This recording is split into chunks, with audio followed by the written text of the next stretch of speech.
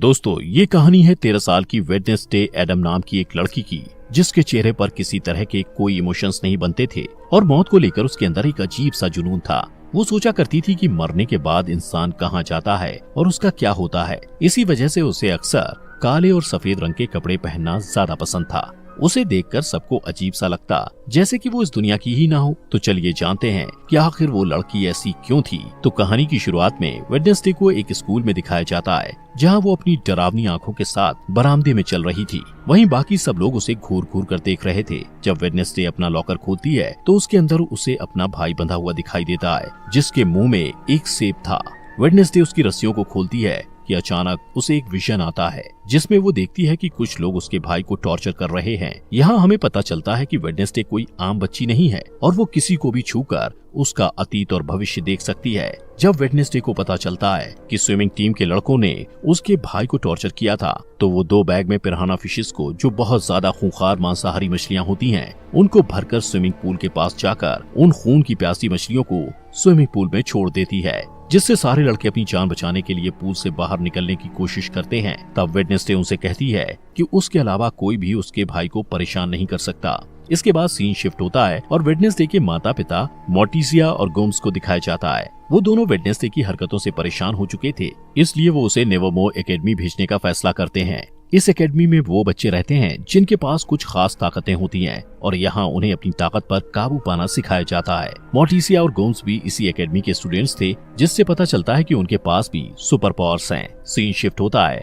और एक लड़के एम्बार्क्स को दिखाया जाता है, जो एक हाइकर था। वो नेवरमोर एकेडमी के पास वाले जंगल में अकेला चला जाता है। वो जंगल में एक जगह रुककर आराम कर रहा होता है कि अचानक एक अनजान क्रिएचर उस पर हमला कर देता है और उसे मार देता है। उस एरिया के एक पुलिस को उसकी जख्मी बॉडी मिलती है और वो आसपास की जांच करता है। यहाँ पता चलता है कि ये पहला हादसा नहीं था, बल्कि इससे पहले भी ऐसे कई हादसे यहाँ हो चुके हैं। दूसरी तरफ वेडनेसडे एकेडमी में जाती है और वहाँ की प्रिंसिपल लेरिसा वीम्स से मिलती है, जो उस एकेडमी को चलाती हैं। लेरिसा उसे रूममेट्स एनिट से मिलवाती है। एनिट एक वेयरवुल्फ थी और हर मामले में वेडनेसडे से पूरी तरह अलग थी। एनिट को रंग बहुत पसंद थे और उसने अपने साइड के कमरे को अलग अलग रंगों से सजा रखा था, जबकि वेडनेसडे को काली और डार्क रंग की चीजें पसंद थी। बाद में एनिट वेडनेसडे को एकेडमी में घुमाती है और वहाँ के मेन ग्रुप फैंग्स, फर्स, स्टोनर्स और स्किल्स के बारे में बताती है। फैंग्स के ग्रुप में वैम्पायर्स होते हैं, फर्स्ट ग्रुप में वेयरवुल्फ होते हैं और स्टोनर्स पत्थर में बदल सकते हैं और उनके सर पर सांप होते हैं। वहीं स्किल्स में जलपरियां होती हैं, जो लोगों के साथ आसानी से हेरफेर कर सकती हैं। एनिट वेडनेसडे को सबसे पॉपुलर लड़की बायंसा बार्कले के बारे में बताती है, जो बहुत ही खूबसूरत जलपरी थी। बायंसा का एक एक्स बॉयफ्रेंड ज़ेवियर थॉप भी उस एकेडमी में होता है, जो अपनी ड्राइंग को असलियत में बदल सकता है। इसके बाद वेडनेसडे के माता पिता वहाँ से चले जाते हैं, लेकिन जाने से पहले वेडनेसडे के पिता उस पर नजर रखने के लिए एक कटा हुआ हाथ वहाँ छोड़ देते हैं, जो जिंदा होता है और उसे थिंग कहा जाता है। इसके बाद वेडनेसडे तलवारबाजी की क्लास में जाती है और वहाँ बायंसा के खिलाफ लड़ने के लिए तैयार हो जाती है। बायंसा और वेडनेसडे के बीच जबरदस्त लड़ाई शुरू होती है और दोनों बराबर पॉइंट पर होते हैं। इसके बाद बायंसा कहती है कि वो बिना किसी हेलमेट के ये गेम खेलना चाहती है और ये गेम तब खत्म होगा जब दोनों में से किसी एक के शरीर से खून निकलेगा। दोनों के बीच फिर से लड़ाई शुरू होती है और दोनों एक दूसरे के ऊपर वार पे वार करते हैं। बायंसा वेडनेसडे पर वार करती है और उसके सर के बाएं तरफ एक कट लग जाता है, जिससे वेडनेसडे के सर से खून निकलने लगता है। इस तरह बायंसा जीत जाती है। वेडनेसडे को चोट पर मरहम लगाने के लिए ले जाया जाता है। जैसे ही वेडनेसडे पट्टी लगवाकर बाहर निकलती है, ऊपर से बर्ड के आकार का एक बड़ा पत्थर उसके ऊपर गिरने वाला होता है, लेकिन उसी वक्त ज़ेवियर उसे धक्का देकर बचा लेता है। कुछ देर बाद वेडनेसडे अपने कमरे में वापस आती है तो उसे महसूस होता है कि कमरे में कोई है और उस पर नजर रख रहा है। वो कमरे को चेक करती है और बेडशीट के नीचे उसे थिंग मिल जाता है। वेडनेसडे समझ जाती कि ये उसके माता पिता का काम है, इसलिए वो थिंग से कहती है कि उसे उसका साथ देना होगा, वरना वो उसे ड्रॉर में बंद कर देगी। थिंग डर जाता है और उससे वादा करता है कि वो वेडनेसडे के साथ गद्दारी नहीं करेगा। वेडनेसडे ने जो पिराना वाला प्रैंक किया था, उस वजह से उसे दिमागी डॉक्टर के पास ले जाया जाता है। लेरिसा उसे नेवरमोर एकेडमी के पास ही एक छोटे से शहर जेरिको में जांच के लिए लेकर जाती है। वेडनेसडे अपनी थेरेपिस्ट से मिलती है, लेकिन उसे किसी के बारे में कुछ भी नहीं बताती। उसके दिमाग में एक प्लान आता है और वो बाथरूम से जाने के बहाने खिड़की से निकलकर भाग जाती है।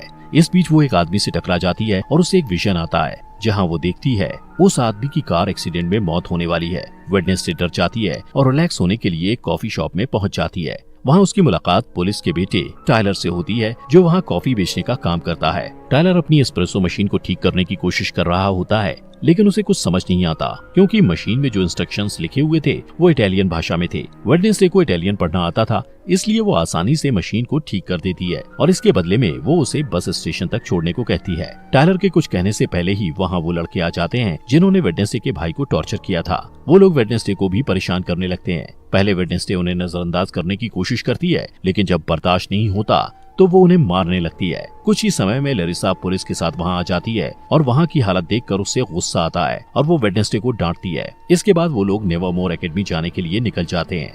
रास्ते में उन्हें एक टूटी फूटी कार दिखाई देती है जिसका एक्सीडेंट हो गया था और उस कार में वही आदमी था जिससे वेडनेसडे टकराई थी। उस रात वेडनेसडे वायलिन में बहुत डरावना म्यूजिक बजाती है। वो पूर्णिमा की रात थी और भेड़ियों के चिल्लाने की आवाज भी सुनाई देती है। तभी एनेट वेडनेसडे को बताती है कि वो खुद को वेयरवुल्फ में नहीं बदल सकती, इसलिए वो बाकी लोगों के साथ नहीं जा सकती थी। इस बीच थिंग टेलर के कमरे में जाता है और उसे वेडनेसडे से बात करने के लिए कहता है। टेलर डर कर उसकी बात मान लेता है और वेडनेसडे से वीडियो कॉल पर बात करता है। वेडनेसडे उसे आने वाले हार्वेस्ट फेयर में मिलने के लिए कहती है और कहती है कि वो लोग वहाँ मजे करेंगे, लेकिन असल में वो सिर्फ वहाँ से भागना चाहती थी। हार्वेस्ट फेयर में लैरिसा वेडनेसडे पर अपनी चील जैसी नजर बनाए रखती है। इसके बावजूद वेडनेसडे टेलर से मिलने में कामयाब हो जाती है। वो दोनों वहाँ से भागने ही वाले होते हैं कि वेडनेसडे अपने क्लासमेट रोवन से टकरा जाता है। रोवन तुरंत जंगल की तरफ भाग जाता है। रोवन से टकराने के बाद वेडनेसडे को विजन आता है कि रोवन जंगल में किसी के हाथों बेरहमी से मारा गया है। वो डर जाती है और भागने का प्लान बदलकर रोवन को रोकने के लिए उसके पीछे जाती है,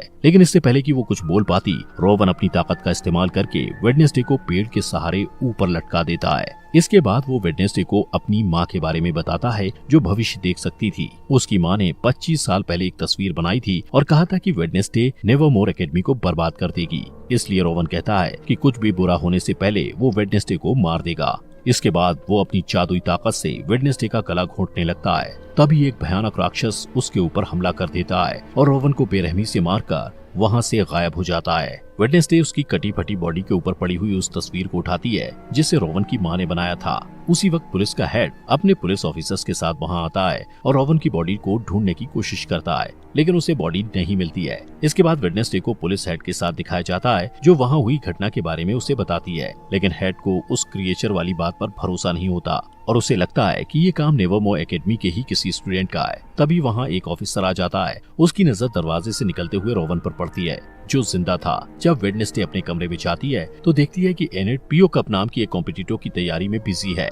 ये एक बोट रेस की प्रतियोगिता थी जो हर साल एकेडमी में ऑर्गेनाइज की जाती है। बाद में वेडनेसडे रोवन से बात करने की कोशिश करती है, लेकिन लैरिसा उसे कहती है कि रोवन को एकेडमी से निकाल दिया गया है, जिसका कारण वो उसे नहीं बता सकती। वेडनेसडे को शक होता है और वो प्लान बी के मुताबिक थिंग को रोवन पर नजर रखने के लिए उसके पीछे भेजती है। फिर सीन बदलता है और रोवन को एक रेलवे स्टेशन में जाते हुए दिखाया जाता है।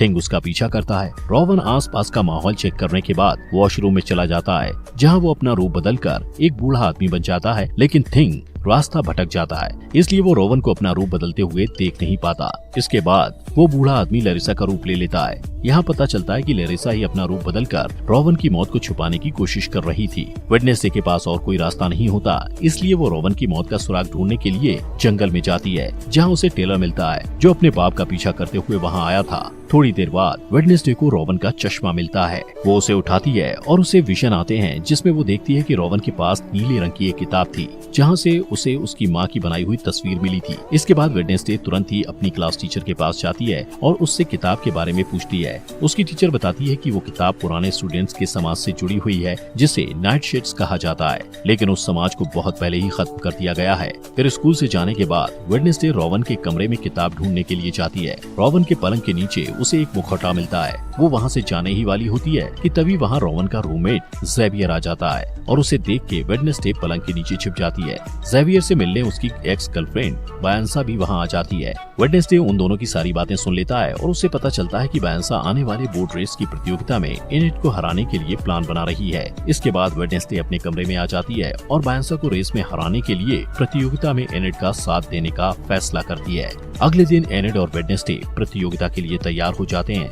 इस रेस में सब कुछ अलाउड होता है, इसलिए बायंसा इसका फायदा उठाती है। रेस में 4 टीम भाग लेती हैं और नियम के मुताबिक जो टीम तालाब में गिरे बिना डेस्टिनेशन तक जाकर पहले वापस आ जाएगी वो रेस जीत जाएगी, जैसे ही रेस शुरू होती है, बायंसा अपने एक दोस्त को इशारा करती है जो एक जल परी थी और बाकी बोट को बर्बाद करने के इरादे से बायंसा का साथ दे रही थी। वो तालाब में कूदकर एक नाव को बर्बाद कर देती है, जिससे वो टीम तालाब में गिर जाती है और रेस से बाहर हो जाती है। वेडनेसडे और एनेट पूरी तैयारी के साथ रेस कर रहे थे और थिंग उसमें उनकी मदद कर रहा था। थिंग की मदद से वो लोग बायंसा की दोस्त को एक जाल में फंसा लेते हैं। रेस के दौरान ही वेडनेसडे को एक विजन आता है और वो अपने सामने अपनी जैसी दिखने वाली एक लड़की को देखती है, जिसके बाल सुनहरे रंग के होते हैं। वो वेडनेसडे को कहती है कि वेडनेसडे एक चाबी है, जिससे वेडनेसडे काफी उलझन में पड़ जाती है। उसे कुछ समझ नहीं आता, लेकिन जैसे ही वो असली दुनिया में वापस आती है, उसे पता चलता है कि बायंसा रेस में आगे निकल गई है। लेकिन वो हार नहीं मानती और बायंसा की चालों को उसी के खिलाफ इस्तेमाल करके ये रेस जीत जाती है। 40 साल के बाद पहली बार कोई नॉन सायरन टीम ये रेस जीती थी। लैरिसा एनेट को पीओ कप ट्रॉफी देती है, लेकिन वेडनेसडे को ज्यादा अटेंशन पसंद नहीं था, इसलिए वो वहाँ से चली जाती है। वो नेवरमोर एकेडमी के पुराने स्टूडेंट एडगर एलन पो की मूर्ति के पास जाती है और अचानक उसकी नजर उस मूर्ति के हाथ में रखी पत्थर की किताब पर जाती है, जिसके नीचे उसे एक निशान दिखाई देता है। वो निशान ठीक वैसा ही था जो उस तस्वीर में बना हुआ था, जिसे रोवन ने मरने से पहले उसे दिया था। उस बुक में वेडनेसडे को कुछ पहेलियां मिलती हैं, जिसे वो तुरंत सुलझा लेती है और उसे एक सुराग मिलता है। उस सुराग में 2 बार चुटकियां बजाना होता है। जब वो 2 बार चुटकियां बजाती है तो अचानक एक छुपा हुआ बरामदा खुल जाता है, जहां एक गुप्त कमरा होता है। वहां वेडनेसडे को रोवन की किताब मिल जाती है, जिसमें रोवन ने तस्वीर को फाड़ कर निकाला था। वो उस किताब को अपने बैग में रखती है, लेकिन इससे पहले कि वो आगे जा पाती, कोई उसके सिर को एक काले कपड़े से ढक देता है। थोड़ी देर बाद जब काले कपड़े को हटाया जाता है, तब वो देखती है कि बायंसा, ज़ेवियर और कुछ स्टूडेंट्स उसे घेर कर खड़े हुए हैं और ये सभी नाइटशेड्स के सदस्य हैं। यहाँ पता चलता है कि लैरिसा ने उनके ग्रुप को खत्म किया था। इसके बाद ज़ेवियर उसे अपने ग्रुप में शामिल होने के लिए कहता है, लेकिन वेडनेसडे मना कर देती है और वहाँ से चली जाती है।